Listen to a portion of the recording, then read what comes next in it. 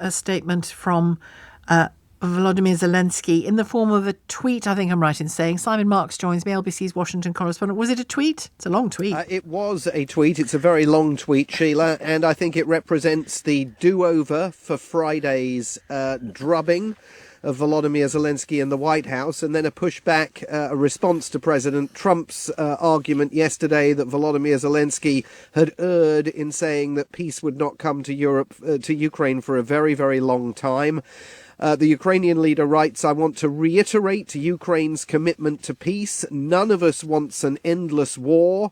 Ukraine," he says, "is ready to come to the negotiating table as soon as possible to bring lasting peace closer. Nobody wants peace more than Ukrainians." And he goes on to say, "My team and I stand ready to work under President Trump's strong leadership to get a peace that lasts." He thanks the United States for all of the assistance it has provided to Ukraine since the war began. Remember that Donald Trump and J.D. Vance accused him on Friday in the White House of being disrespectful to the United States and not having thanked the United States sufficiently, even though on social media you can find video montages of the 94 separate occasions since the war began when Volodymyr Zelenskyy has thanked the United States. Zelenskyy goes on in this long social media message to say, "Our meeting in Washington at the White House on Friday did not go the way it was supposed to be," which is an interesting turn of phrase. "It is regrettable that it happened this way. It is time to make things right. We would like future cooperation and communication to be constructive." And he says he's ready to sign the minerals deal at any time.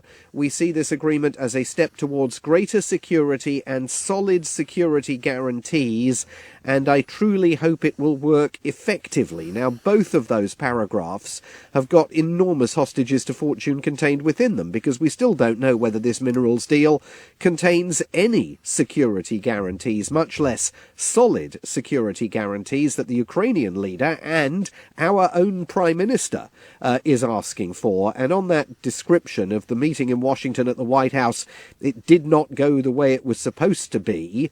Well, he's absolutely right. He thought he was going to the White House for private talks with President Trump, and he found himself instead snookered into a made-for-TV reality program that was, I think, the premeditated mugging of the Ukrainian president by Vice President J.D. Vance and President Trump. So he's trying to take steps in this message to attract Donald Trump's attention and say that he's ready really to return to the table, but he's also not entirely compromising in it.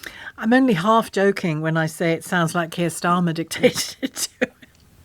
Well, I mean, do you know what I mean? It's kind of like, okay, big deep breath, Volodymyr, and send, Well, I mean, it's perfectly possible. I mean, especially given what we heard Lord Mandelson saying this weekend on American television, who was... You go first. I think, exactly. I mean, who chided Zelenskyy partly in his appearance on American television here in a way that Zelenskyy was not being chided, obviously, in London by the King, by the Prime Minister, by Emmanuel Macron and all the other European leaders. I mean, I think, everyone here is trying to find a path that will see Donald Trump step back from the brink and bring him back down to earth. This, of course, is happening hours after the American president took the extraordinary step of suspending all arms shipments and military assistance to Ukraine. He said he was doing that until he saw clear evidence that Zelenskyy was interested in peace.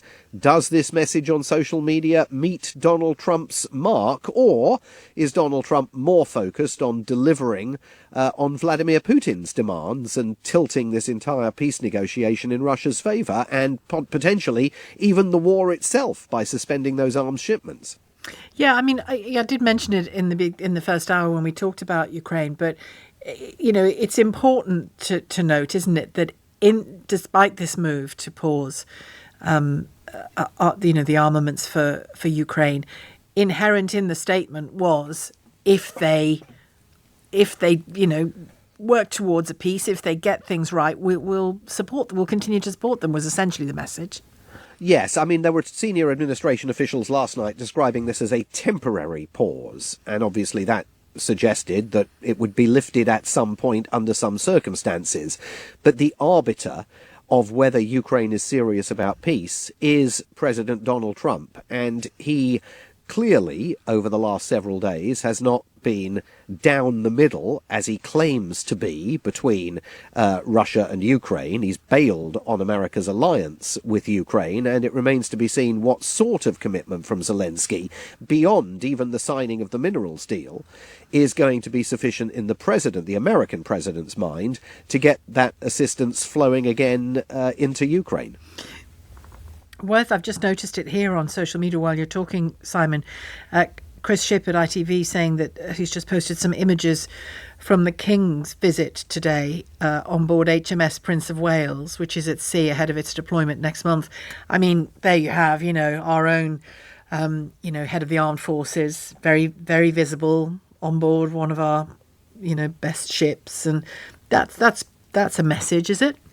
Well, I think it's definitely a message, and it's also perhaps a message that is not coincidentally timed, coming after J.D. Vance's description of peacekeepers coming, 20,000 troops from some random country that hasn't fought a war in 30 or 40 years, that is obviously enraged. Well, if the UK is on that list, that's just inaccurate anyway. Yes, inaccurate under any circumstances. Vance, of course, now saying he didn't mean for a moment to suggest that he was talking about the UK or France, but I don't think anybody sentient is going to buy that argument.